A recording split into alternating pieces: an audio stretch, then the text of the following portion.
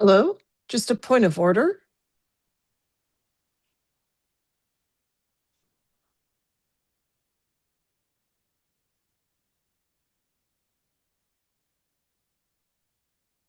Hello? Testing my audio? I can't hear anything. Hello? Just a point of order. Great.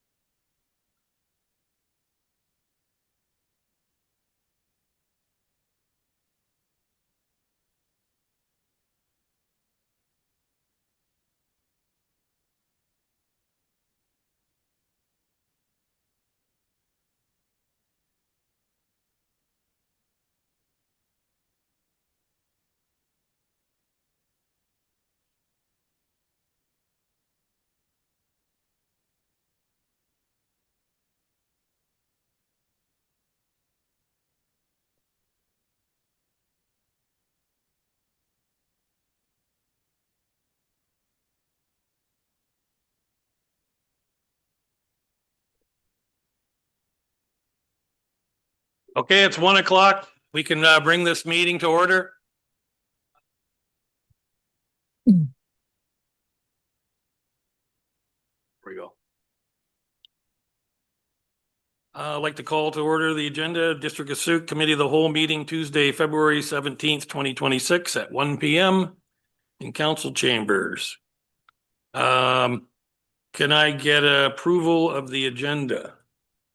So moved. So moved. No, don't need a seconder. That the agenda for February 17th, 2026 committee will be adopted as presented. So adopt. I'm going to start with public question and comment period, but I do have a question if I can. Is there an opportunity for the public to speak after we talk about any of the deliberations? Thank you, Chair. So the normal procedure for these meetings under the procedure bylaw would be for public to have questions and comments prior to speaking. The principle of that is that they can then read the same reports which have been made available on your agenda. They can provide you with their thoughts and feelings, and you can then have an informed debate considering the opinions that they've set forth. And then bearing in mind this is a committee of the whole, you would make recommendations to council. So if people had then thoughts about the recommendations you were making as a committee, that they could make further representations at the council meeting where those recommendations would be considered. There is not a current position on this agenda for public questions and comment after the decisions have been made. It is slightly different in a committee because you're not making a formal decision. I think if this was a council meeting, then we would be more concerned about public input after decisions, because then that would call into question the decision that you had made. But if you wanted to amend the agenda to add an additional public question and comment period after, say, prior to the adjournment, that could be done, although you did just vote on approving the agenda as it's presented. So those are essentially the issues in play.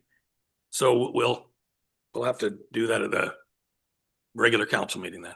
I feel that would be best. Yeah, fair enough. And Chair, is there a chance for any, I guess, stuff that could come in from people in between now and the next?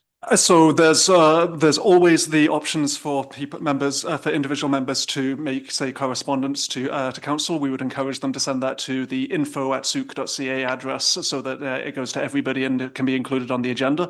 We absolutely want to make sure that public input is as engaged and involved as it possibly can be. So there's always ways to make sure that public views can be heard. Okay, great. Thank you very much. Okay, public and question comment period. Does anybody want to speak for the first time?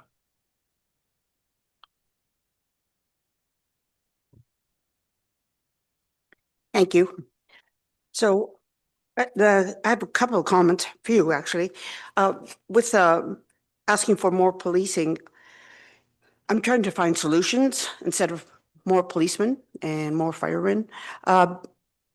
Like, are there other alternatives that we can be doing? And can council possibly be going to the UBCMs and to the FB, whatever they are, meeting and making a lot of noise, saying we need addictions counseling, we need to have, I mean, mental health is big. We found that out through the police reports that mental health and addictions are like 80% of the calls.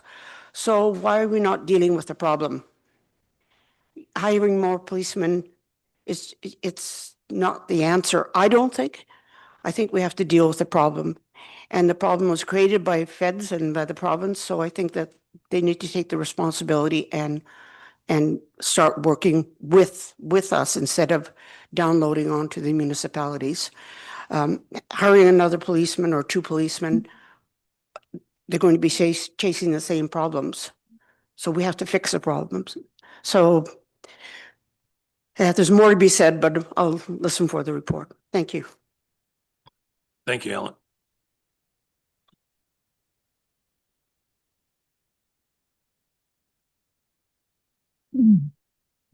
Helen Ritz, live in Sooke. I realize you have tough decisions ahead of you, and I don't envy you. I was just curious if we're coming to a catch-up period, like if the next year or the next 2 years are going to be rough in terms of double-digit increases, but are we working toward kind of catching up? So I guess during your deliberations, I would be interested to know that if this is just a thing that we have to get through for the next year or two, and then hopefully our tax increases will be a little bit more sustainable.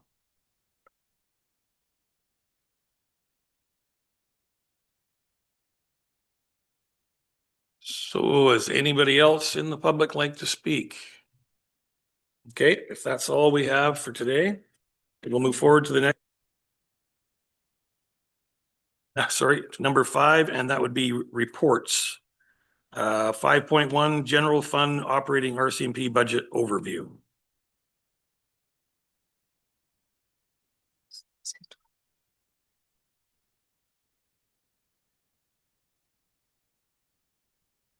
Is that a budget presentation? Yes, thank you, Chair. Yes, it will be a budget presentation.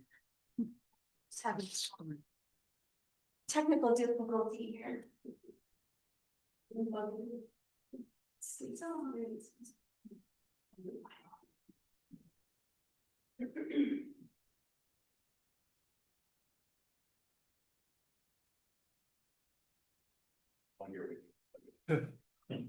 Yeah.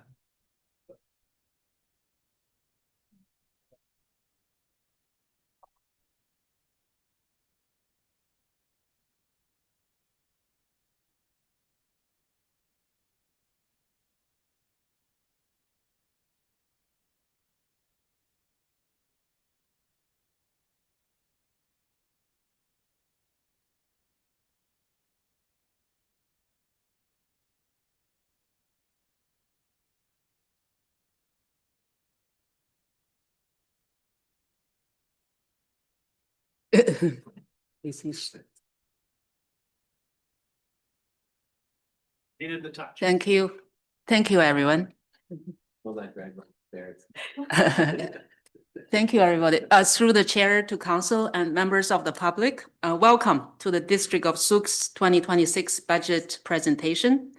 Today marks the start of the Spring Festival, and I'd like to wish everyone a Happy New Year in the Year of the Horse. I'm here to present an overview of the 2026 operating budget, focusing on the RCMP component. Staff seek direction from council, how many RCMP officers and additional staff you want to approve for 2026. And based on that, if council can give staff an overall percentage increase range to come back with at a future meeting. My colleagues and I will take your questions following the presentation.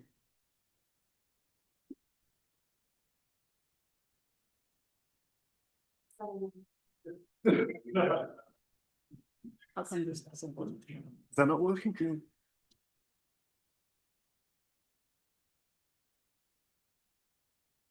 Okay, next one.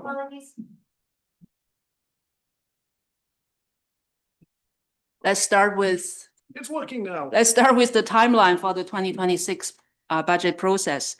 This slide outlines the key steps from early inputs all the way through to bylaw adoption. So, over the summer and the early fall, we ran the What We Heard survey. Council received the summary report in October. From November to January, departments presented their service area reviews. Today marks the beginning of budget deliberations. Over the next 2 months, we'll conduct public consultation, including an open house planned for March. Our goal is to finalize the budget by April so that in compliance with the community charter, we can adopt the financial plan and tax rate bylaw by May 15th. Here's the schedule for Council's 2026 budget deliberations. Presented to today's Committee of the Whole meeting is an overview on the general fund operating budget with a focus on the RCMP.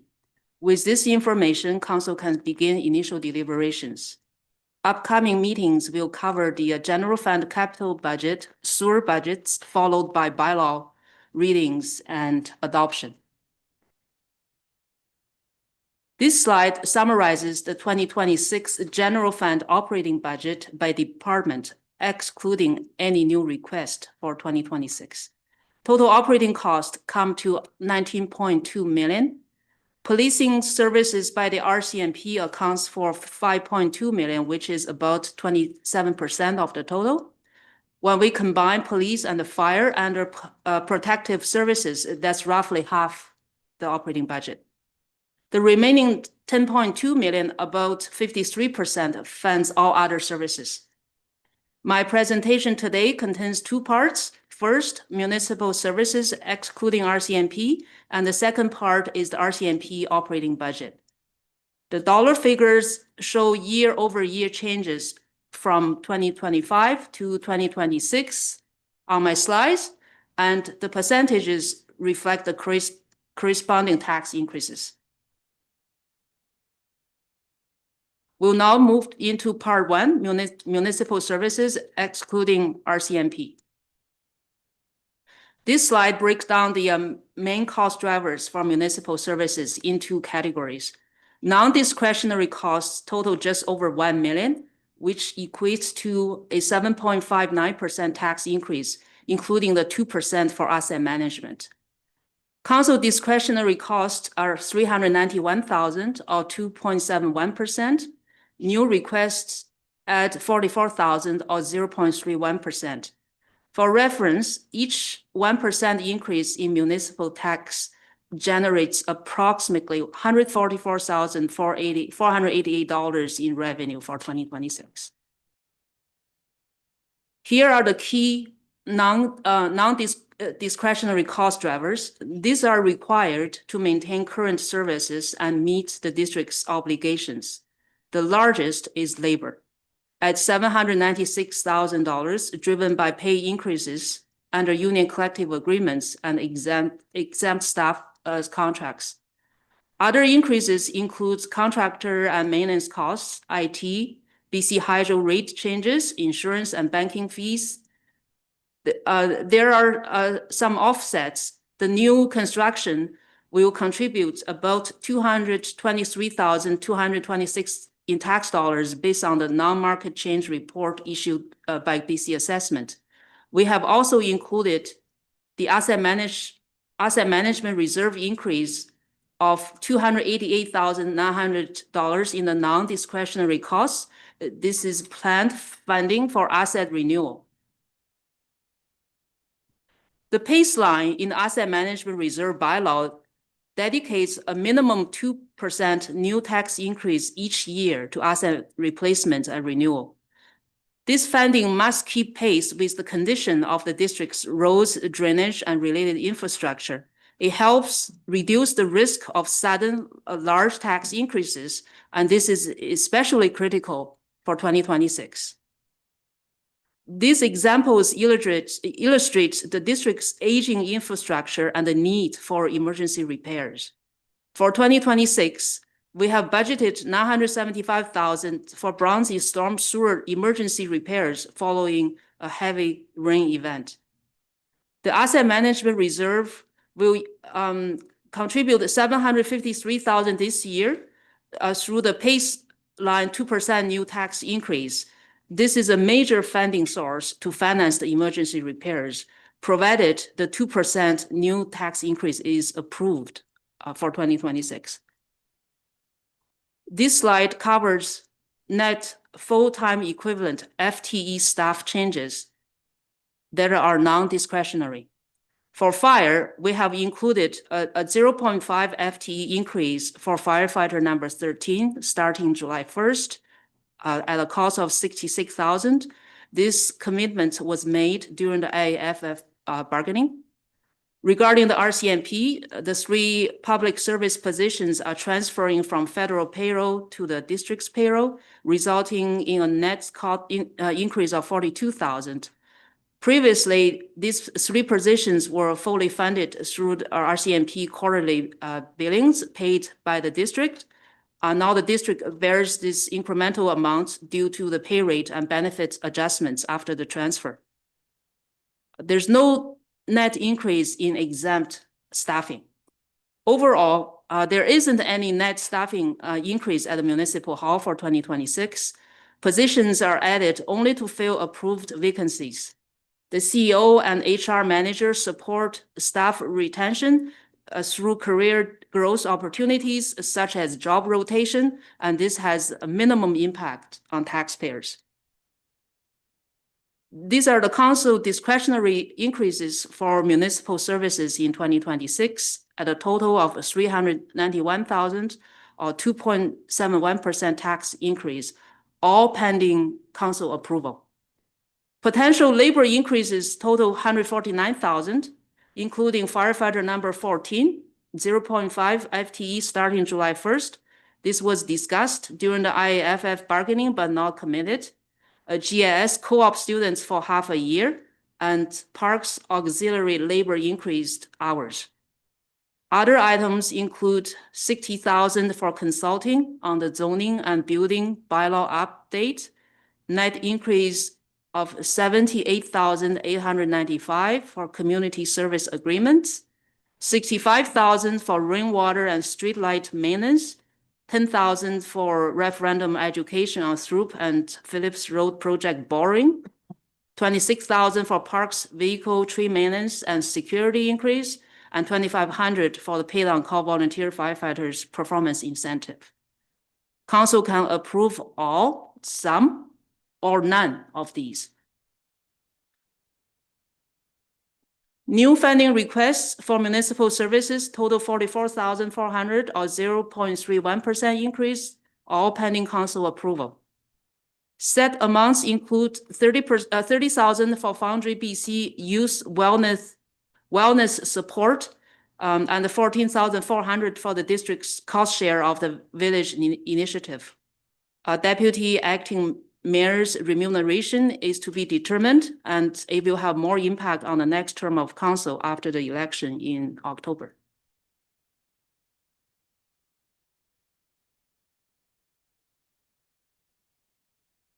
This chart shows scenarios for municipal service tax increases, excluding RCMP, including the 2% asset management tax increase. The column on the left side of the chart shows non-discretionary at 7.5%. Before we include a 2% asset management, the non-discretionary is a 5.59% tax increase from municipal services. So after we add the 2% asset management, the total is at 7.59%. So the middle column as discretionary items for a total of 10.3%. The right column as new requests totaling 10.61%. This is for municipal services tax increases before factoring in RCMP. So that concludes part one on municipal services. Now part two, the 2026 RCMP budget and related policing cost drivers. For context, this slide shows the district's investment in RCMP and ECOM 911 over the past decade. The policing and ECOM 911 budget has grown from 1.7 million in 2015 to nearly 4.5 million in 2025. More than double, approaching triple. This upward trend reflects both cost escalation and service level decisions over time. This slide shows the RCMP current capacity. As of December 31st, 2025, the number of RCMP officers actively working is 10.92 full-time equivalent, FTE. Budgeted strength is 14 members. Authorized strength is 18. 3.08 FTEs are on leave after comparing 10.92 FTE against budgeted strength of 14. These vacancies impact RCMP's service capacity and provide the year-end surplus position. Here's the breakdown of 2026 RCMP and ECOM 911 cost increases. Non-discretionary, 381,000 or 2.64% tax increase to maintain status quo and keep the 14 officers as the budgeted strength. We need to pay for the payroll and other increases at nearly 199,000 just to keep the current 14 officers as the budgeted strength. 140,500 in ECOM 911 increase. Last year, ECOM 911 started their billing for 3 quarters in 2025, and the billing will cover 4 quarters in 2026. And 42,000 to transfer 3 public service positions to the district as discussed previously. Discretionary request $532,450 at 3.69% tax increase to move from 14 to 16 budgeted strength. Each officer cost over $266,000 or 1.84% tax increase. New requests total 227,500 or 1.57% increase. The detachment has requested an office manager at 130,000 and a GIS disclosure clerk at 97,500. The RCMP increase totals $1.1 million or 7.9% tax impact if all requests are approved by council. The district's estimate for the fiscal year ended 2025 shows costs for RCMP at 3.964 million against a 3.999 million budget, surplus of $34,387. Actual costs include 4 quarterly invoices at 3.4 million, workstation upgrades 50,000, severance 10,000, and miscellaneous 19,000. The $464,874 in reconciliation invoice from a prior year needs to be deducted when calculating the 2025 surplus. Last year, the district's total investment in RCMP capital assets and equipment was approximately $334,000. About $200,000 invested in vehicles, $22,000 in radio systems, $60,000 in computer equipment. These capital investments attribute to majority of the $464,000 retro invoice. Workstation upgrades at $50,000 is billed directly in addition to the budget items. The RCMP forecast a surplus of $635,183 for the fiscal year ending March 2026. This is significantly higher than the district's estimate of $34,387 as at December 31st, 2025. So RCMP's forecast surplus is driven by the savings from vacancies, 11.6 active working FTE against budgeted strength of 14 at the end of March 2026. These figures are different than the estimates from the district. Note, RCMP's estimate excludes the 464,000 retro invoice and the direct build cost like the workstation upgrade. Rose, could you say that again, please? The RCMP's estimate of the surplus exclude the $464,000 reconciliation invoice, or it's a retro invoice. And they also didn't include the direct build cost, like the workstation upgrades. The workstation upgrades, they bill us directly. It was not budgeted. So when they send us the bill, we just pay for it. Thank you. So why the district's calculation of RCMP surplus different than the RCMP's estimate? To summarize, the difference between the district's RCMP surplus calculation stem from variations in fiscal year-end dates and the treatment of specific invoices. The RCMP's fiscal year extends into March, ours ends in December. And when we count our surplus, it's really, we have to count for the cash flow, like how much cash we have available to pay for the bills. That retro invoice and directly billed workstation costs are not included in RCMP's surplus calculation. Thank you. The annual surplus flows into the policing reserve. The district's estimated policing reserve balance at December 31st, 2025 is $433,000. The detachment has proposed to use surplus to fund RCMP staffing. We do not recommend using surplus to fund ongoing RCMP staffing. Surplus is unsustainable. 1 year's surplus doesn't guarantee the next, making it unreliable to financing ongoing staffing costs. District and RCMP surplus figures are different due to timing and invoice treatment. And surplus and reserves are also needed for broader policing obligations and unexpected costs, including Vancouver Island Integrated Major Crime Unit, VIMQ. In addition, a new RCMP building will eventually be required with no dedicated funding source at this time. It's important to have a healthy policing reserve.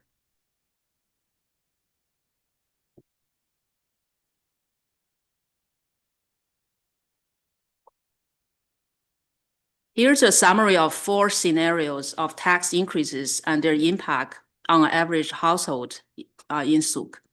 It includes the combined municipal and RCMP services. So scenario 1, non-discretionary only, including the 2% for asset management. A total of $1.4 million in tax increases, or 10.23%. This is the baseline tax increase scenario to maintain the current service levels. Scenario 2, as the RCMP discretionary items, i.e. the 2 additional members at a total of over $500,000.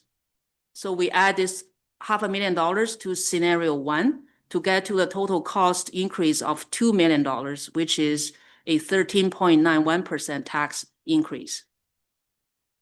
Scenario 3, as the municipal discretionary items totaling $391,000, we add $391,000 to scenario 2. Now we have a $2.4 million in tax increase. Scenario 4 is all inclusive with new requests from municipal and RCMP combined. Now we have a $2.6 million in tax increase. So the household impact ranges from $182 to $330 annually, or $15 to $27 monthly.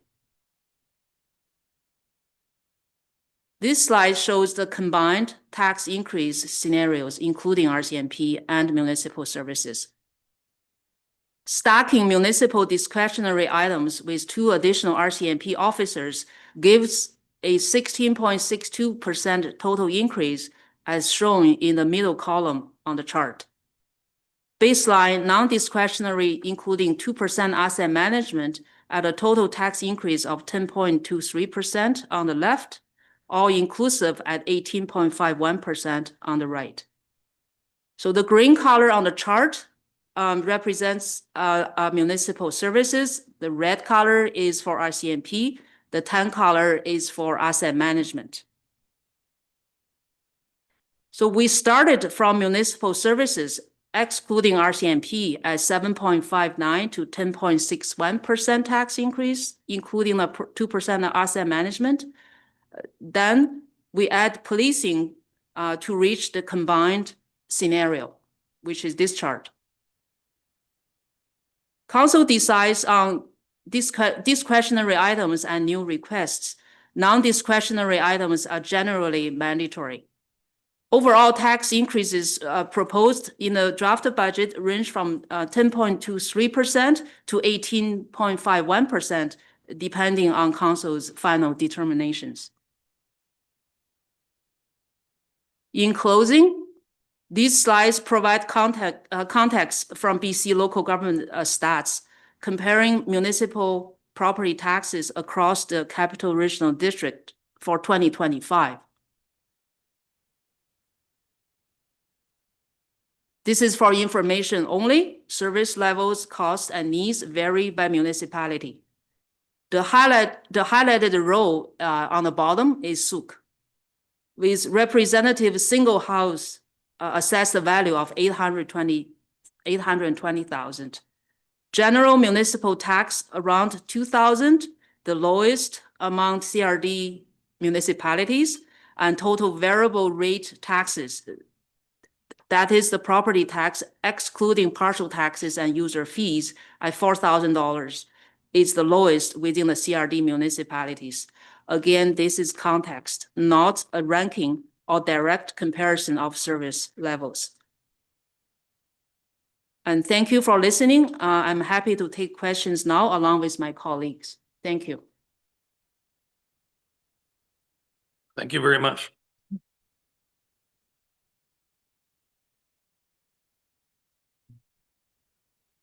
So I guess at this point here, the council, the committee of the whole recommends council receive this report for information, or the committee of the whole recommends council directs staff to provide additional reporting on an updated 2026 to 2030 financial plan based on a maximum annual tax increase percent of blank, including associated service levels, impacts, and reserve implications.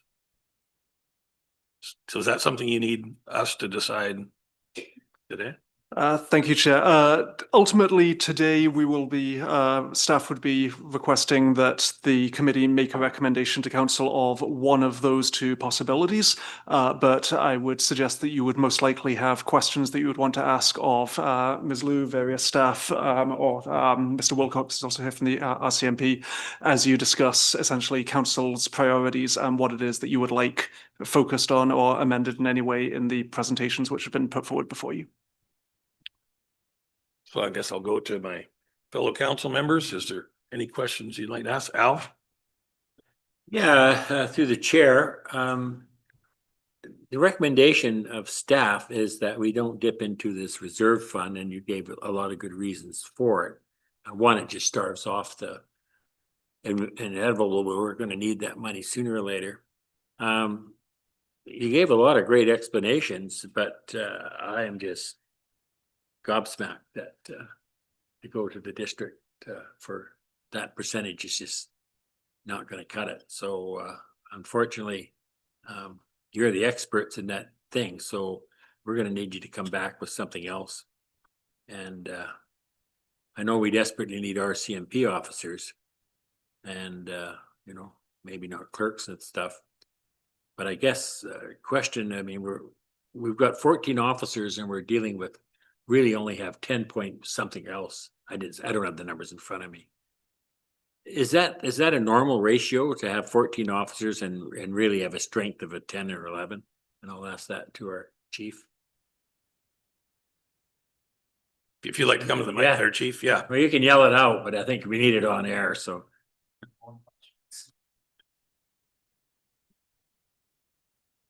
I'll sustain from yelling and come up here, so thank you. So, yeah, typically it is. So it depends on the vacancy rate, and I can talk about this for quite a while, but when we're dealing with people, there's a lot of different reasons why people can be off. Policing is a very hard job. I have people off on mental health stress injuries. I have people off on potentially on physical injuries, but there's also normal things. There's mat leaves, there's pat leaves, and that sort of thing. So if you go back historically through our vacancy rate, we're kind of around, like, I would prefer to be around 10 to 15%, which is, I think, pretty good. I don't have the numbers in front of me, so, but the average provincially, I believe, is closer to 20, and that's typically what we're at.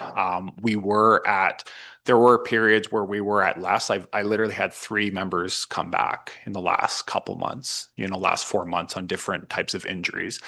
So that brought that number up. But I would say since I've been here, we've been around the 20% vacancy. That vacancy rate is also included if I have a member that transfers out, the time it takes for them a new member coming in, selling their house and kind of doing that sort of thing. That gap, so to speak. So that gets added. Now, I'm very cognizant of keeping that number, may sound strange, but as low as I possibly can. So I do this because all the costs that I have, remember, I have 6 provincial policing officers. I push all the costs over on the provincial side. So if you look at the provincial side, that's always full. I always run my vacancies on the municipal side to save the budget. That helps tremendously because that didn't include provincial officers, which come into the mix as well. Okay, I think you've answered my question. I'm not exactly ecstatic with it, but you did answer my question. Yeah, just stay there. But anyways, I think Jeff's got her. Councillor Bateman's got some questions, but thank you for that. Okay, Councillor Bateman, and then Maya's waiting online as well. Oh, is she? Okay. Well, I'll defer to the mayor at this point. Okay, if the mayor would like to talk through. Hi, everyone. Can you hear me okay? Yes. Okay. Thank you, Deputy Mayor, for stepping up to chair. Sorry, folks, I'm just quite under the weather here. So I just wanted to give some context to members of the public that just have asked around our advocacy work. I just wanted to respond to that. And then I do have a question for our staff sergeant who's kindly in the room today. We've been advocating heavily for over a decade. We've advocated for inclusion into the Vancouver Island Major Crime Unit since 2014. There was at that time some momentum with the provincial government to add us to the program in 2016, and then the election happened and nothing happened. There has been some information about the province looking to expand and add more to that. However, nothing, there was some information sessions and nothing has come back to us. So I agree with our staff for recommending not to touch the reserve because we are vulnerable to a major incident, and a major incident can cost a community like Sooke over $1 million. And we are not covered by that, despite our advocacy to be included. At UBCM and FCM, this is an ongoing concern all around local government funding framework. There's quite significant reports that have been done, expert-led, one volume after another to reflect the changing times, and there's simply no traction. Rather than always rely on taxes, some other examples that have been put forward by Sooke and other municipalities are a cell phone levy, because we know that the landline levy is declining every year. You pay around 65 cents a landline to help fund 911 costs. We've advocated for it to be on a cell phone, and nothing has happened. We've advocated for, with the rise in internet services, that's how I'm attending this meeting, about a small surcharge or added to a Shaw cable bill. Nothing has happened. We've advocated for cannabis revenue and part of that particular tax. The tax is increased, but none of it flows to local government, though it does in other provinces in Canada. Quebec, I believe, and I think even Ontario, a certain percentage. We've advocated for casino revenue, or even to include online gambling, given when we talk about mental health, substance addiction, all those things that flow into local governments. It would be a sin tax, not a real tax, and nothing has happened. We are constantly dismissed that we receive some COVID relief funds, the Strengthening Communities Fund, which we largely needed to use towards capital and necessary amenity improvements within our community. So I hear what the members of the public are saying. The 911 hit, we pushed back. 10 South Island mayors stood together and have pushed back on absorbing that levy. As you see, the cost of it reflected in the budget here, 4% tax increase this year, just over, and over 3% last year, and nothing's happened. So I appreciate the frustration. And in fact, I've been heavily criticized by the public for picking on the provincial government, but you can see why I've been doing that. We're a growing community, and the costs keep increasing. I stood together with our former premier, Minister of Health, golden shovel in the ground to break center health on our new health center, which at that time was even surprised me with some of the announcements with what type of services we would receive. It's now 2026. We're still waiting to break ground. Meanwhile, everything just continues to cost more, and is worrisome to me that I wonder if that will even happen. So I hear you. We keep standing with our peers, but nothing's happening. So I certainly hope that when the next provincial election rolls around, that there's other questions like this at the microphone, because in all those old candidate meetings, I didn't hear anything in regards to support for local governments and the improvements we need for livability and building community. So it's a frustrating one. In terms of today, this is a difficult time for council. Some of them, I appreciate all the staff work and what's been done. And it all just adds up in the end. We've received recently reports on why the RCMP requires the additional officers, and I am in full support of the 2 additional and would stand firmly behind that. I guess the question, now I get to a question, thank you, is just in terms of the office manager and the GIS clerk, maybe could our base commander provide a little more insight on those particular positions? Are they needed this year? I guess in my heart, I would like to see a 3rd RCMP officer join the detachment instead, with a specific focus as a school liaison officer. So if we were to fund the additional 2, as well as the clerical and office manager, it just seems that that wish would be pushed away. So I would just like some more insight or guidance back. I don't deny that you would need those additional admin officers, because it's likely it would take away from police work, but perhaps maybe just a bit more clarity on that, and or thoughts on a school liaison officer would be well received. Thank you. Thank you, Mayor Tate. We'll go to Councillor Bateman. Yeah, but maybe Staff Sergeant could answer. Sorry. For the mayor. Go ahead. Yeah, thank you for that question, Mayor Tate. And certainly a lot to unpack. I do admit there's certainly some challenging times when it comes to some of the things that we're seeing right now in Sooke. So to go on your, and please forgive me if I miss one point, just remind me if I do.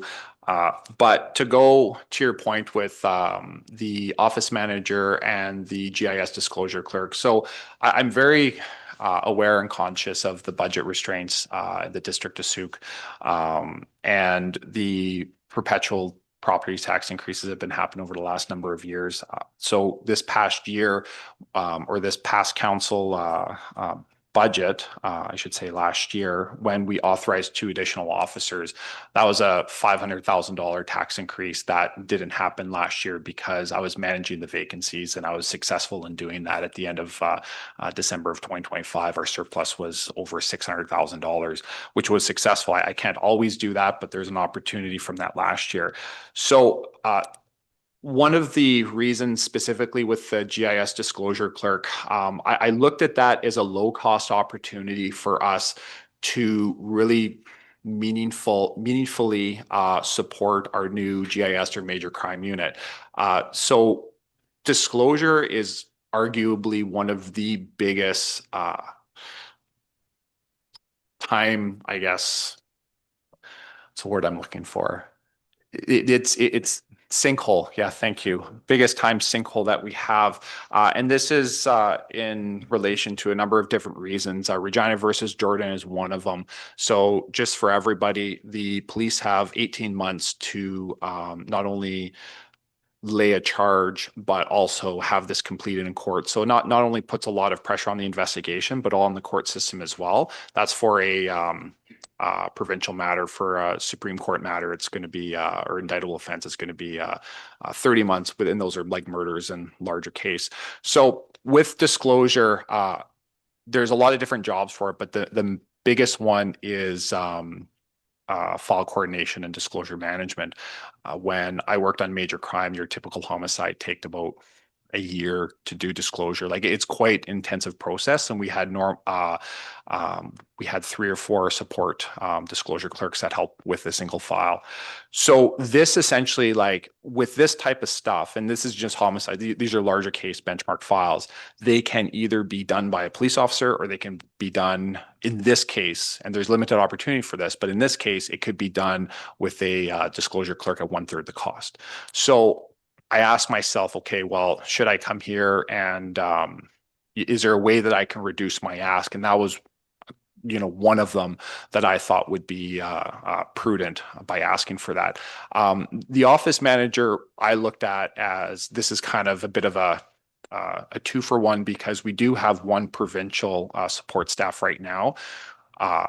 And if we convert that over to the office manager position, the province still gives me another position. So now I have somebody who's not doing 2 jobs in one right now. I have them specifically focusing on the supervision of all the municipal employees inside the detachment. And then I can convert that position to a public service employee. So it's not really a 2-for-1, but it was good value to do that.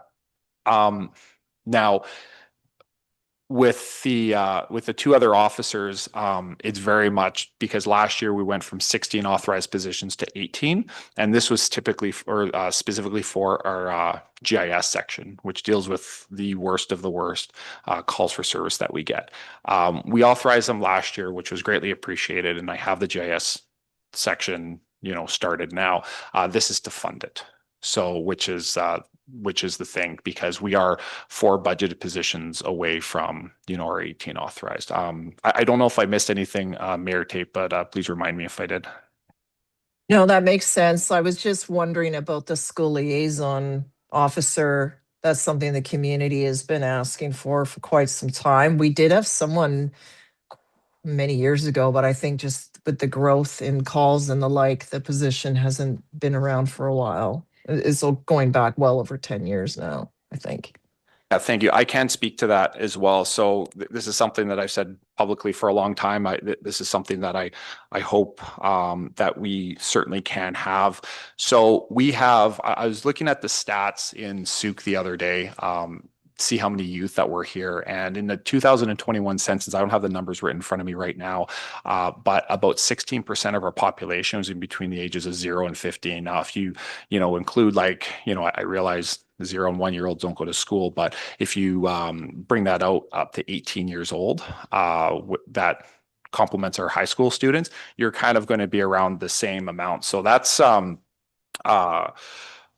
pretty good student body at the end of the day. And unfortunately, with the amount of calls for service that we have, we can't get into the schools nearly as much as I would like to. And more importantly, build those relationships with those youth, especially those at-risk youth that we certainly do have, who their only positive interaction may be from a police officer.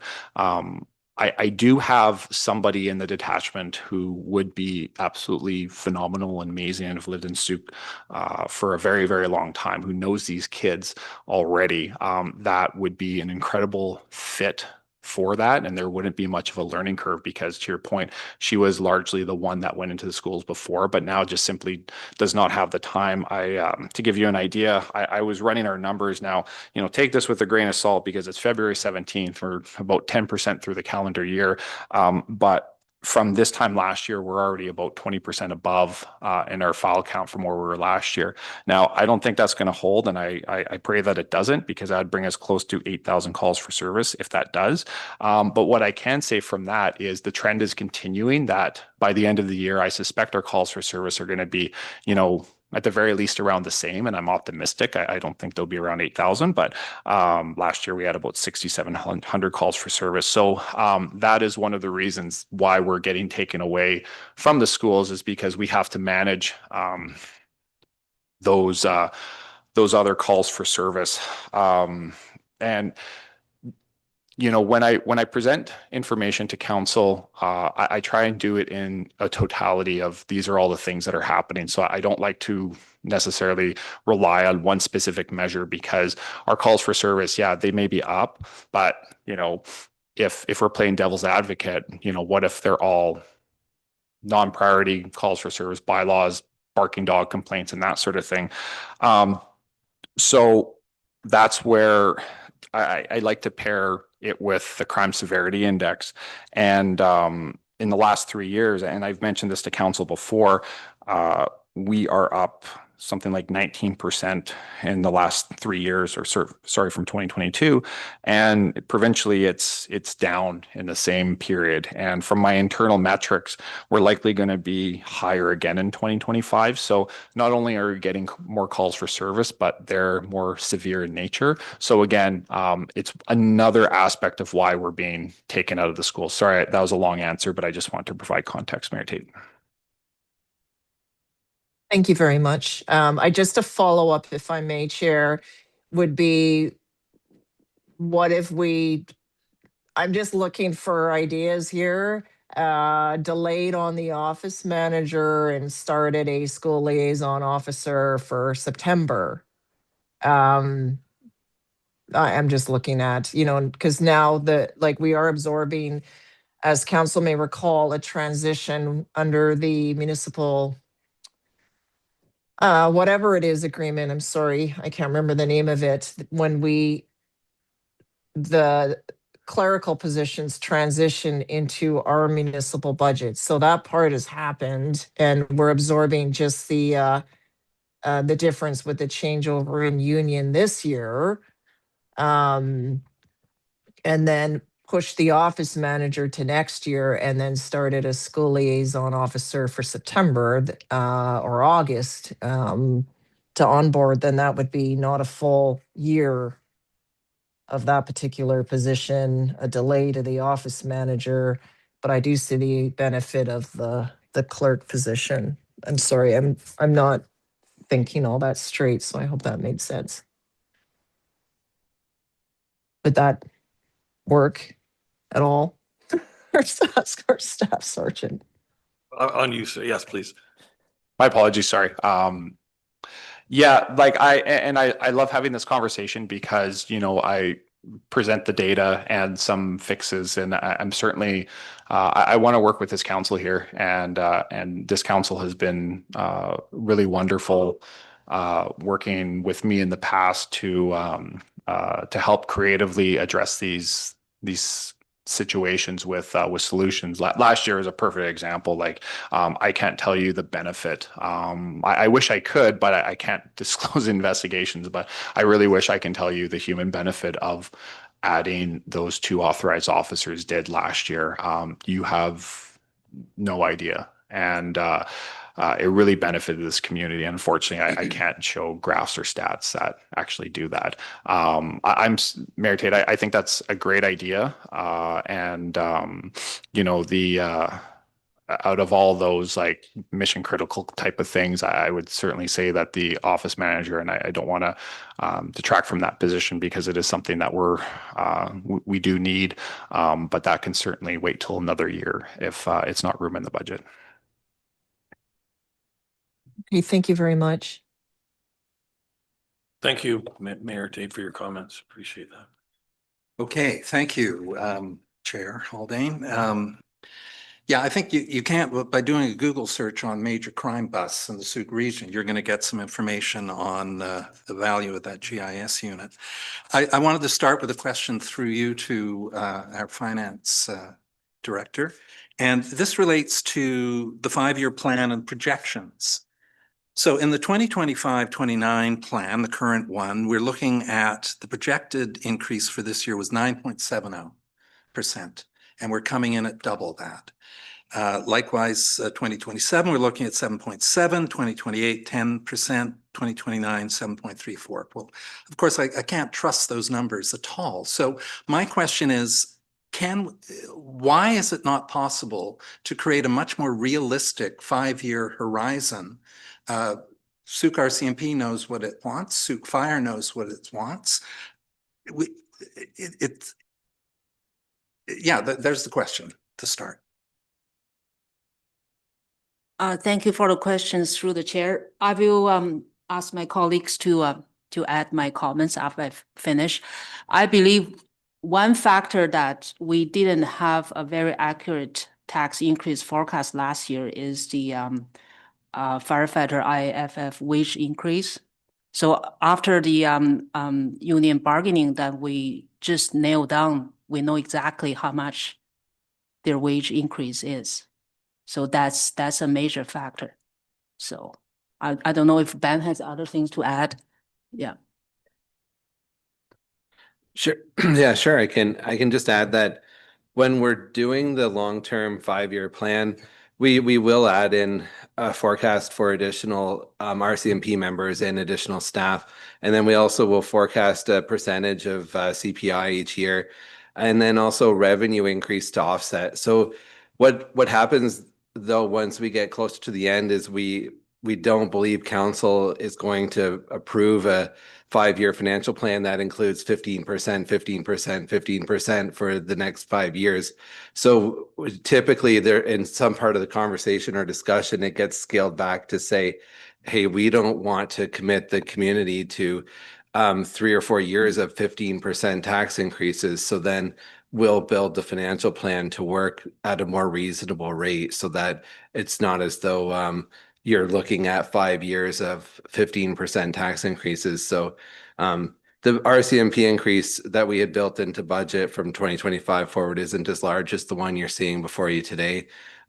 We also, I don't think we factored in, there wasn't a bigger increase just to the regular cost of RCMP. So I think at status quo, we're at roughly just under 400,000 in RCMP increases plus the 2 officers that you're added. So that isn't factored in, and we usually don't know that until we're closer to producing the budget.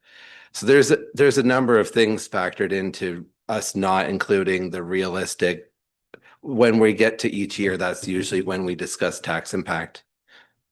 So to be clear, we're approving a 2026 budget today.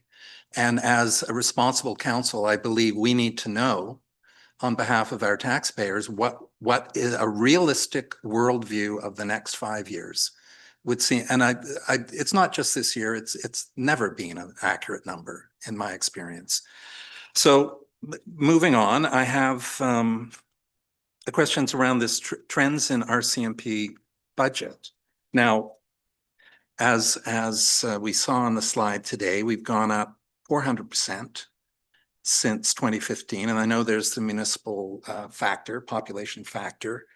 And I just curious, where's that money going? 27%, as you stated last month, goes to staffing increase. But what about the 375 other percent? Where?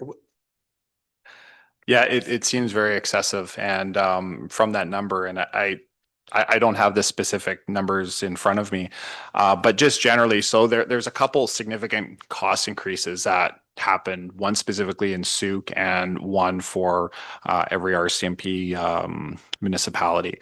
Yeah, so in the biggest one I've mentioned before, we went from a 70-30 split to a 90-10. So your costs have gone up 30%. Without any service increase. And that's part of the municipal police unit agreement. And that happened in, I want to say in 2022, the census came out in 2021, we were over 15,000 by I think 84 people. And that cost, that triggered that clause in the agreement.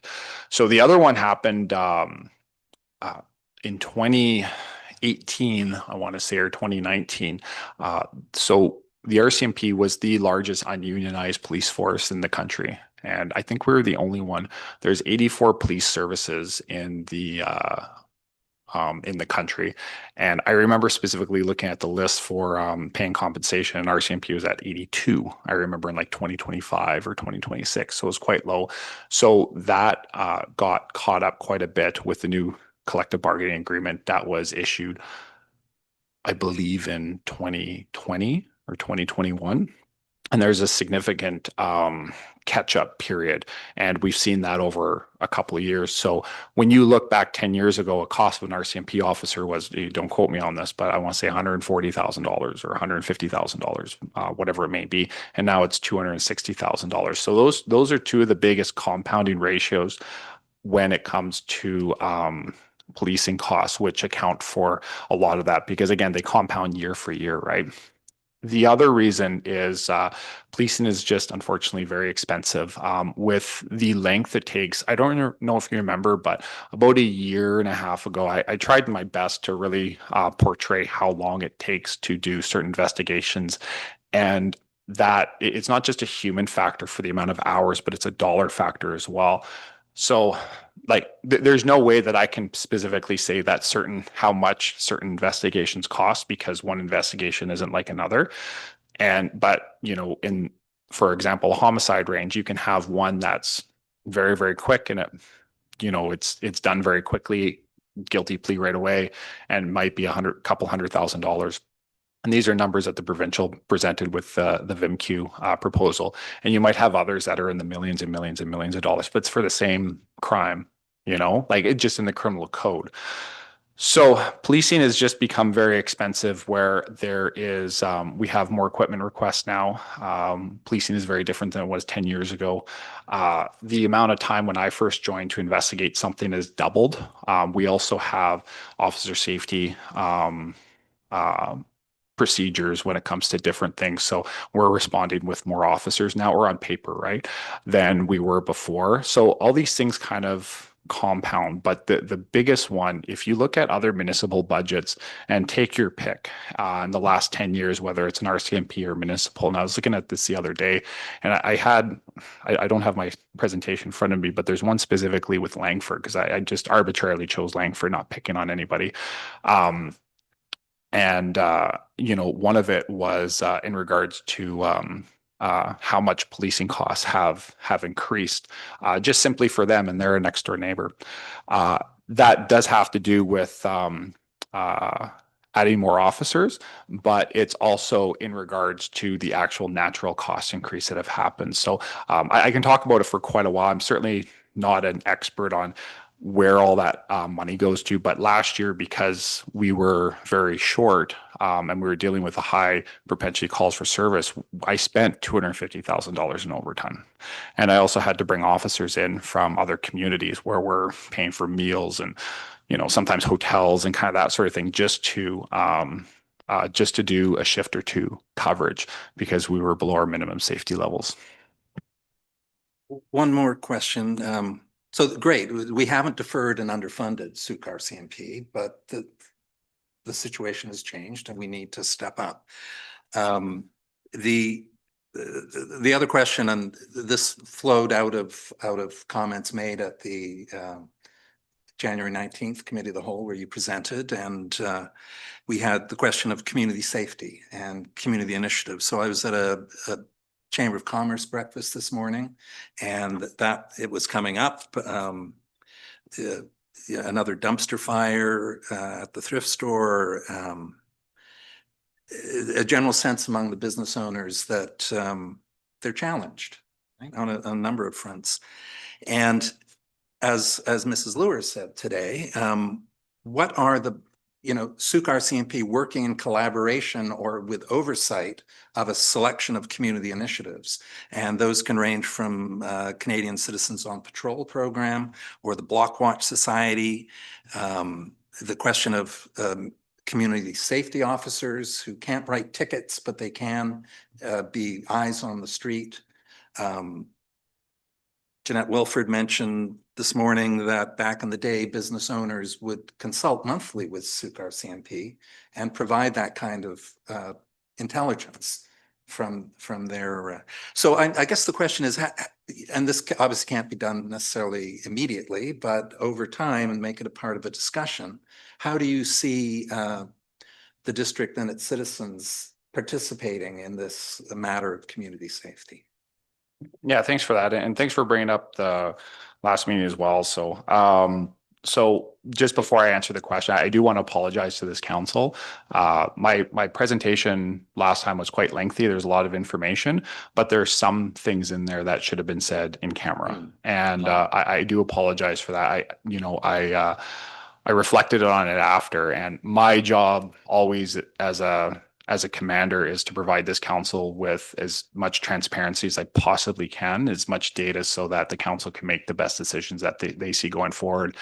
And all the information in there, like I would have kept, with the exception of different types of service level cuts, which should have been in conversation in camera, as opposed to in a public forum. So I do apologize for that. It won't happen again. And we'd have those conversations in camera, because I think I contributed to some of that anxiety. And what my thought process was, well, it was exactly that. I was trying to show council what I was thinking to deal with a 23% increase in our calls for service over the past 2 years. And these were my first comment when I presented this was, these are all really bad ideas. And they certainly are. I do not want to cut 24-hour policing. I do not want to cut our GIS section, because there's too much risk to the community. If the budget doesn't go with any RCMP increases, we would just prioritize our calls as best we can. But again, it would mean less members on the road. It would mean those lower priority type of calls we wouldn't be able to get to right away, as I outlined in my presentation. But that should have been done in camera. So I just wanted to say that. But to answer your question, there's a lot of demands for us, and one of the things about a school resource officer is they would also be a community liaison officer as well. So they would also participate. We'd have a better participation in some of those meetings, because in larger centers, the RCMP, like there may be a downtown association or it could be the Chamber of Commerce or whatever, and we would be more actively involved in that. But because our response model is just 911 response, that's what we do. We just 911 respond, we investigate. I have officers that certainly attend different events and community events, and I try to go to as many of these as I possibly can. But there's a lot of demands for us, so it's challenging for us to go. In regards to having help, whether it's a downtown patrol officer, we did have Citizens on Patrol. I hope to have that up again one day, but it's not quite there. It's getting there. But again, that's an observe and report. It's not actually any enforcement. And also if you have somebody that is, like and excuse me, I forget the name, but it's that new amendment that's under the Police Act that allows us to have somebody coming and doing patrols in a community. So it's again, like there's things that they can do, but it's largely more of a presence or an observe and report type of thing. So, and anything that they see is then reported to us for investigation and response. And we're happy to do that because if we don't see it, some of these things are still happening in our community and we like more eyes on the ground.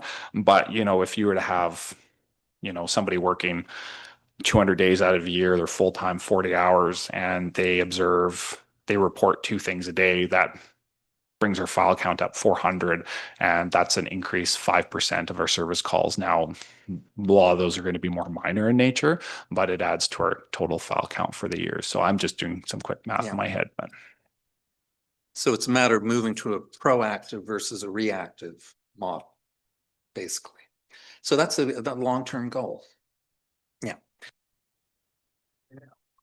Thank you, Councillor Bateman. And you have another question there? Councillor? Yeah, thank you, Mr. Chairman. This is to staff because there was a comment made a while ago, not long ago, minutes ago, about, you know, adjusting this to a 5-year plan. You know, and I go back to a member of the audience today saying that, are we still in a catch-up period? Or is this the norm? And I guess what's alarming about that is, yes, it's nice to work into the 5-year plan, but I heard that last year.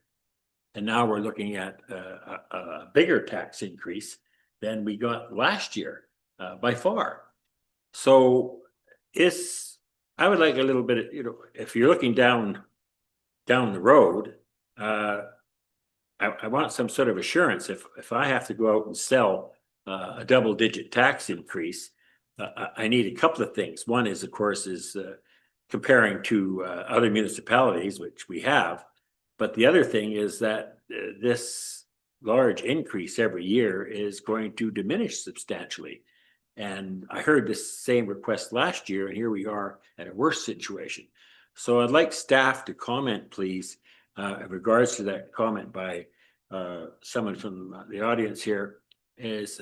Are we still in a catch-up period, or what's the expectations over the next 5 years when it comes to tax increases? I mean, we do a 5-year plan, and it looks dismal this year. So, I mean, I have some comment on that, please. I don't know who wants to answer it. Thank you for the question, and I will start. I'm sure my colleagues will add on to my comments. I'm thinking about the uncertainties ahead of us a lot. Like, for example, the Ecom 911 billing next year, they will have a major reform. They will change the billing structure, and nobody knows how much will get billed to us next year. And another uncertainty is how much council is going to approve the borrowing for some major projects at Sooke, because the interest and principal, those costs on the debt could be significant or not much. It depends how much council is going to approve. And overall, in the economy, the CPI, the inflation in Canada, how much more it will go up.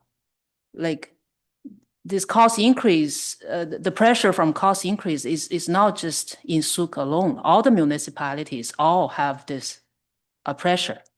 And aging infrastructure, how much more emergency repairs we'll have next year.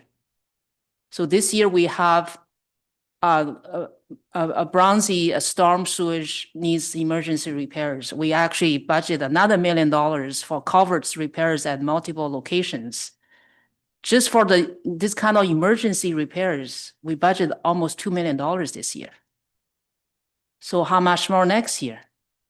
So these are the uncertainties on my mind. I will invite other colleagues to add to my comments.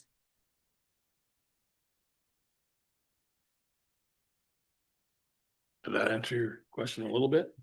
Well, I guess the part that you sort of indicated that to the chair, that, there might be some relief in the next 4 years. And then I hear our chief financial officer basically say, well, not likely. With all those unknowns, it could go south really, really quick. So I guess what I was looking for again is that, we have to face the public in some of these increases. And if I could explain that, yeah, well, it is a catch-up period. We're caught up and it's going to improve for the next couple of years, maybe 7% next year or a 6 or something like that. It would help me in selling, because I certainly want to have more police officers. And I can't use that. From what you tell me, I can't use that because we don't know. So I just want to make that clear that that's a little frustrating, but that's the way it is. So anyways, you answered my question. Thanks very much. Yes, Miss Nancy. Through the chair, Mayor Tate has her hand up. Okay, Mary Tate, you have another question? Go ahead. More just a comment back to Councillor Beddoes. I totally appreciate you sharing that or asking that, but I think that's the challenge. Like we heard that the e-com, for example, was going to be transferred to us. It took over 2.5 years to even know what that invoice was going to be. So then, of course, there was some criticism of the delayed reaction by the elected body, meaning us, but we didn't know what to get excited about. Were we talking a $20,000 bill? Well, now we know it's a $400,000 bill. But until we actually had the numbers, we didn't know. It was a shock to many of us because we signed off on a long-term agreement that was signed in 2012 for 25 years. And that type of a tripartite agreement between local governments, the province, and the federal government should have stood the test of time to give us certainty over the long run. That's how we knew that the transition would be 70% to 90%. We put funds aside to help with that revenue smoothing when our census population was going to cross over. We also knew we were vulnerable with VIMQ, so we also put money into reserves.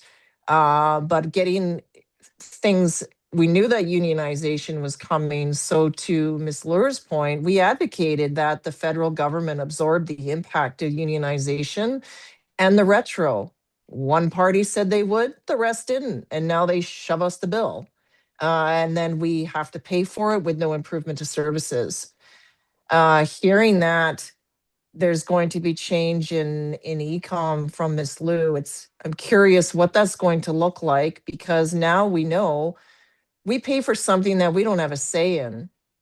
We just get the bill. And that's not good governance, but it's the reality, because as you know, what do we do without, then it's like, oh, set up your own 911 service. Well, we can't do that.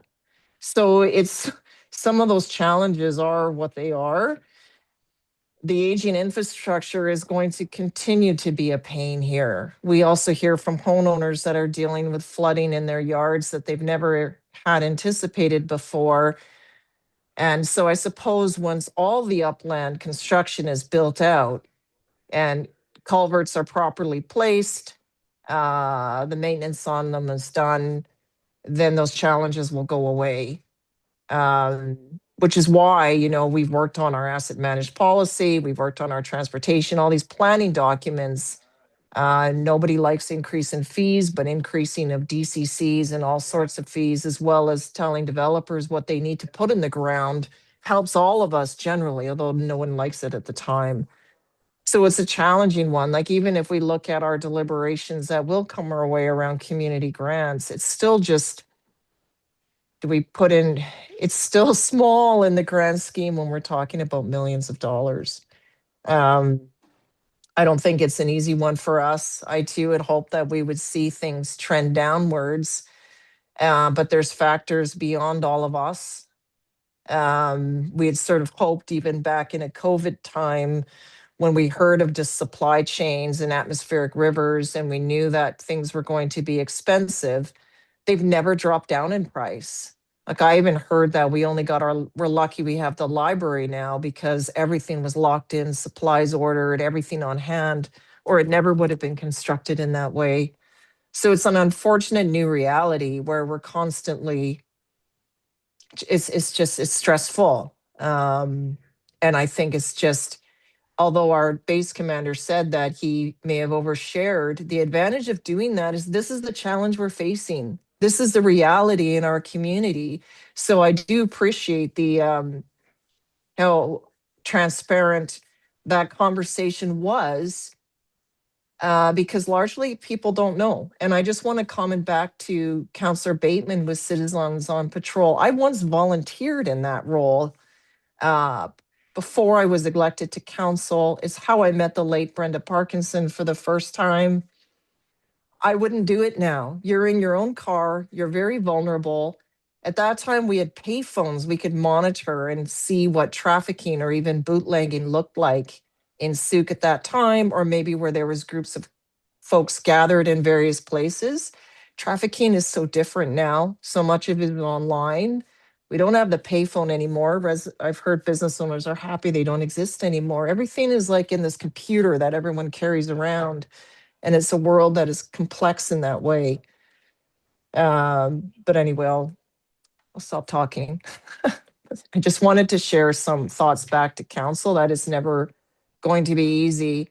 And I would just suggest that for our next, an ask of staff, and I agree with Councillor Beddoes, where we see what the percentage increase is. I would love to also see the dollar impact on that, because last year I was criticized that our percentage was higher than in other municipalities. I think it was Saanich, but our cost to residents was around 230. Their cost was over $600.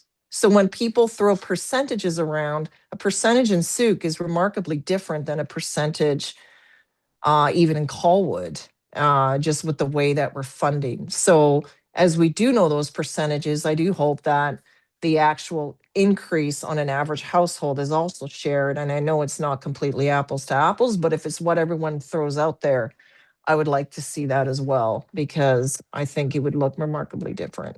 Thank you. Thank you for that, Ms. Tate. And I think that's a big thing too, is trying to understand symptoms and where all this goes and comes from and the struggles, because it's not just a point of raising taxes 10, 15, and 20%.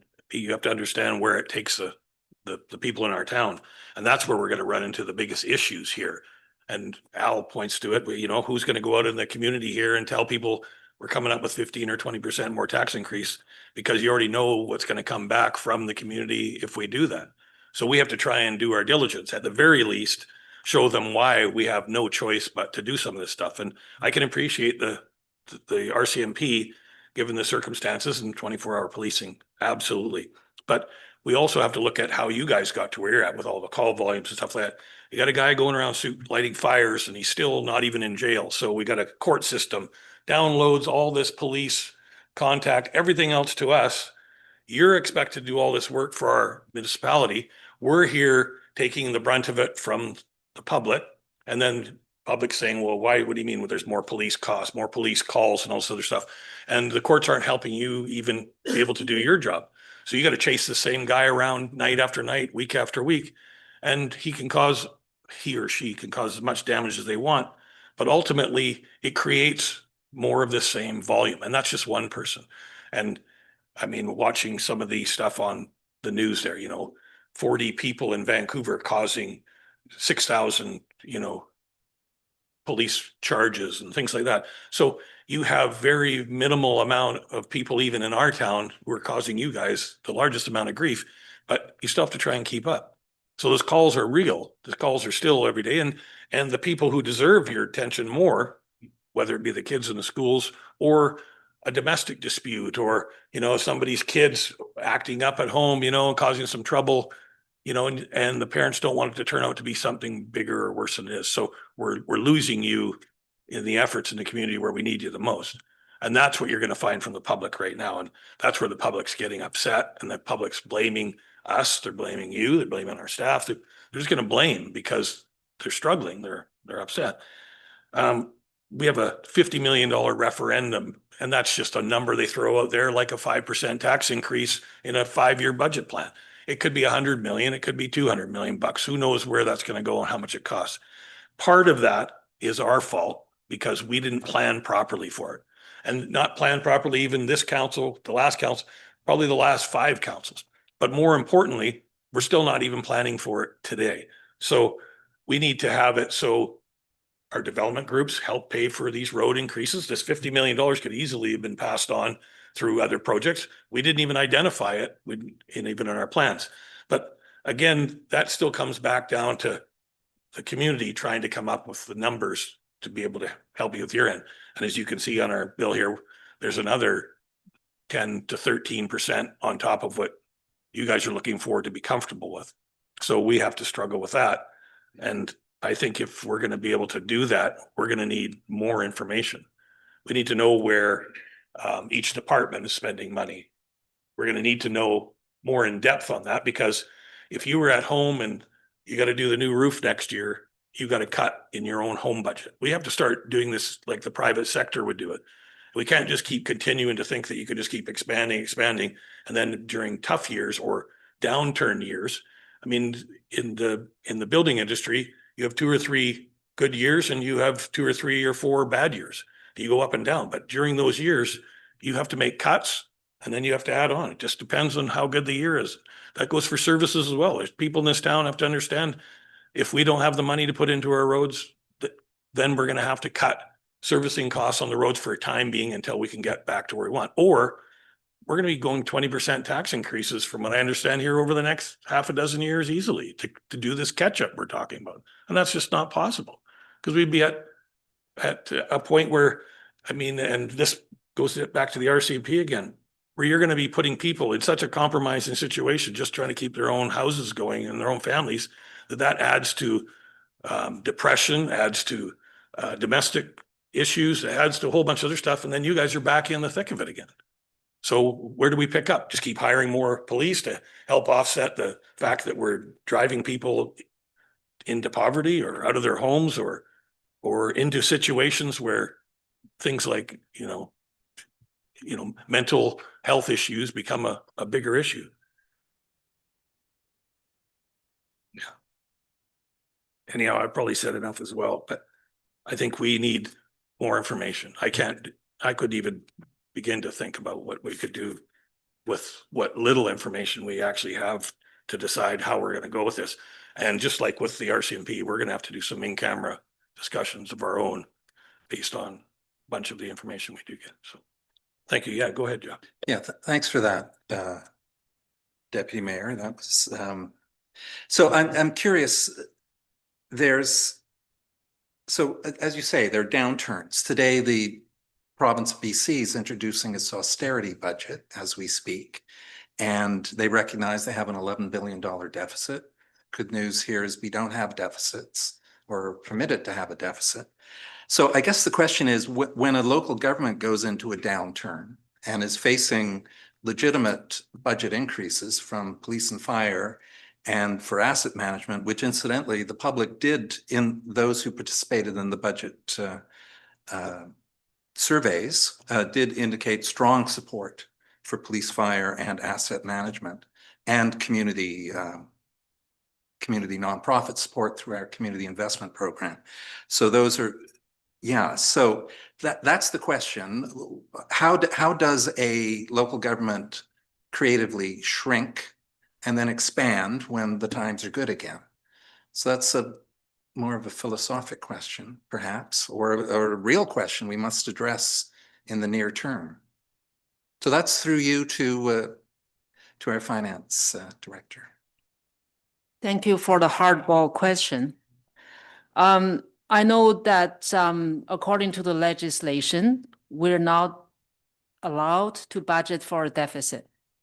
So, and our budget is always revenues equals expenses. Every dollar we spend, we need to have a funding source. Yeah, if council wish to shrink the budget, then we need more deeper discussion and analyze where we can save or cut, or how to take the action. We have a lot of challenges, of course. For example, unionized working environment. A lot of the labor decision is really not that simple to be made. And aging infrastructure, the expenses only go up. I don't see it's going down. And how much grant we're going to get approved. You know, if we have more grant funding, it will save our tax dollars. So far, we haven't heard any confirmation yet. So there's just a lot of factors in the play. Council can provide some direction, then we'll provide more detailed information for council's discussion and decision making. Yeah. Thank you. I guess the other key point there is when you stated, you know, an endless run of 20% tax increases, you haven't gone that high ever. And I sure hope we're not going to start. But it would be so useful in that 5-year plan to know, you know, there's knowns and unknowns. So you have knowns around asset management, police and fire. So if those can be factored in along with the union contract increases, then we will have a 5-year projection. I guess the contracts are good through 2027, 2028, I'm not sure. But nonetheless, there are knowns that could be factored in. Yeah. Does anybody have any more questions for our CMP chief here? I think you're good. You can step down. Thank you very much. Appreciate the information. Bye. I would fix both of that.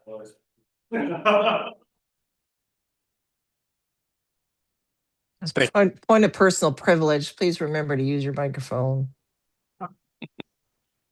Yeah. Glad I did.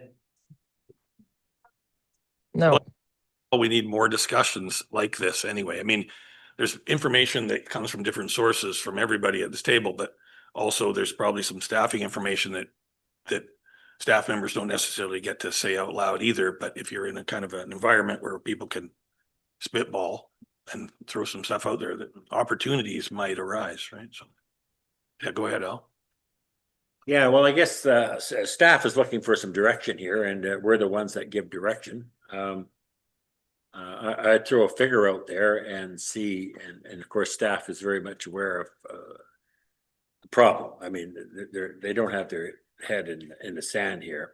So if we throw a number out there and let them come back, fine tune everything, know where we are, then it gives us a working spot to look even further.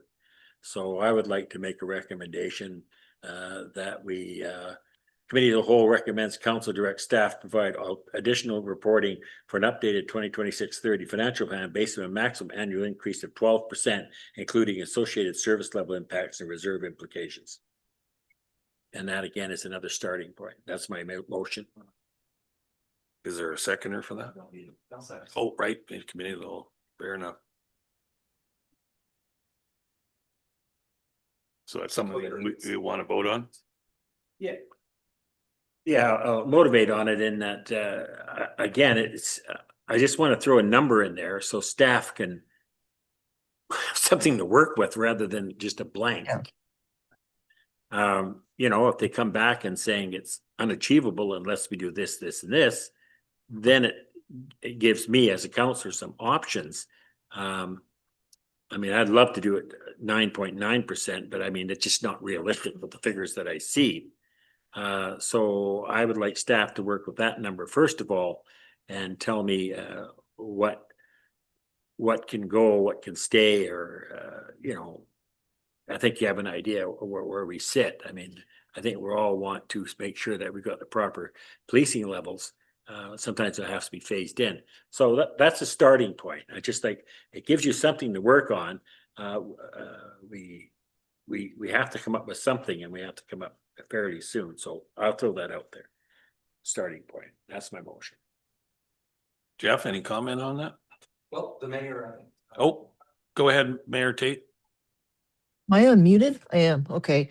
Yep, we need to start somewhere or we'll be here for hours. So thank you, Councillor Beddoes, for putting that forward.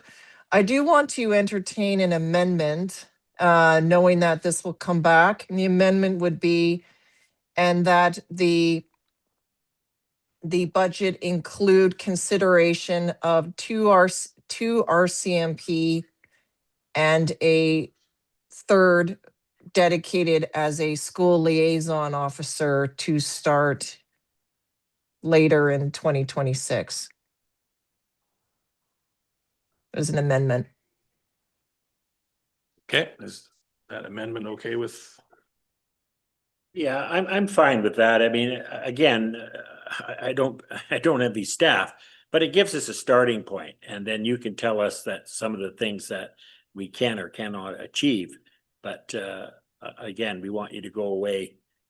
Don't mean go away, but go away and work on these things and see if sharpen your pencils and see what we can do to get a little bit better position. So I'm okay with the amendment. We'll start with that. I would have added in the GIS clerk. I just don't know if that would fit, but I do recognize the importance of that position. I do have one question for staff. In regards to asset management or just what capital plans are for this year, has there been consideration for the roof of Municipal Hall? Through the chair, to answer your question, Mayor Ted, yes, we budget about. Actually, the project has two parts. Part one, plans for 2026. It's just over $720,000 for the municipal hall roof, doors, and windows. Yes, we budgeted. Okay, thank you. I just walk in and whenever I look at it, it's your roof. It protects everything. So I just want to make sure that that is in there as a plan when we get more detail. Okay, and then we need to start somewhere. I'll just also ask staff, just as you take this away, the 12%, and the RCMP officer, the school liaison officer, is where could the other ask for the RCMP fit? Because they are going to be needed and they need to be flagged somewhere. So is it the case where, sometimes even with our IFF agreement, we don't start all the positions. Like we're into February, we're almost into March. So is there a staggering that could happen? To add the necessary complement that the RCMP requires, in addition to what we have internally as own. So I would like to see that potential scenario as well. Thank you. Okay, Councillor Bateman. Yeah, so speaking to the amendment, so an additional RCMP officer, of course, will come in at a 260,000, an extra 2%. But the idea of the school liaison officer, now, I believe I heard our staff sergeant note that that is a 0.3 full-time employee as part of a community. Could you come back and explain the fullness of that position? Because it might address some of our community safety issues here in the town center. Yeah, thank you. And hello again. So as you know, and this is obvious, but I just like to put the schedule out there, but school runs from September to June. So it's 10 months out of the year. Now with the school resource officer, typically what they would do and what they would do in other communities is they would typically be at the school. And then over the summer, they may just go back to patrol and cover off the busy summer months. Well, my plan is for a school resource officer here, it would be school resource, but it'd also be a community officer as well. So I kind of want to fill two positions with one with this, and two things that are very much in need. So they would be in the school. That would be a primary mandate for them. They would also be out in the community generally. So you'll see them at different events.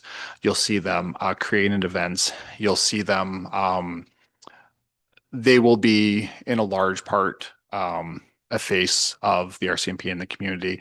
So they'll be part of their mandate would be going to different community groups, whether it's Chamber of Commerce or, whichever have you. Also, as a community officer, they're supposed to be known by the business owners as well. So that's something else. So they have a lot of things that they fit in. It's a very, very busy job.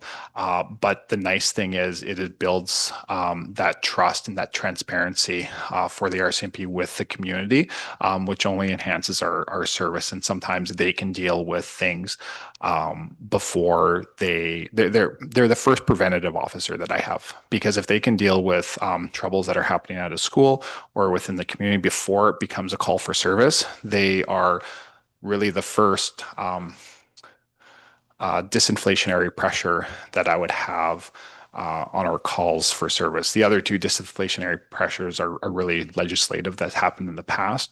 I won't get into that now, but it'd be, yeah, our first preventative officer that we have.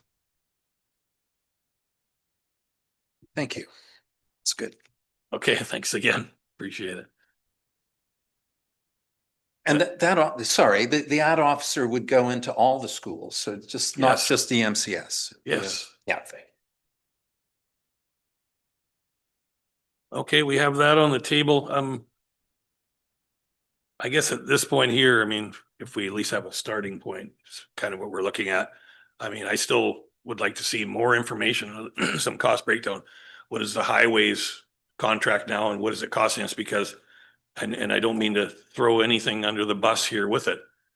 I'd like to see the value we're getting with the amount of work we get done on our roads around here, because there's a ton of potholes and a ton of things going on and a lot of people unhappy. I get calls all the time. So I go up to these little neighborhoods and look around and stuff. So anyhow, more breakdown would be really helpful so we can decide where our money's being spent and how well it's being spent. And then go from there. I think there's still an option here to use a lot of local contractors. Like we've got lots of guys with machines and dump trucks and backhoes and stuff. And I think we'd get better value if we stuck to small projects local, but that's something that we can bring up during the processes and stuff as well. But anyhow, I support Al and this amendment that Mayor Tate made. So call the motion then? Yeah. All Need to call it on the amendment. Oh, Yes, on the amendment first. Sorry. Thank you. Yeah. Aye to the amendment. And then the motion on it as amended. We're good to go? Ayes. Okay, that was unanimous. Thank you. I hope that gives staff enough information to get it started here anyway, so. Okay, thank you. And next on the agenda is any new business.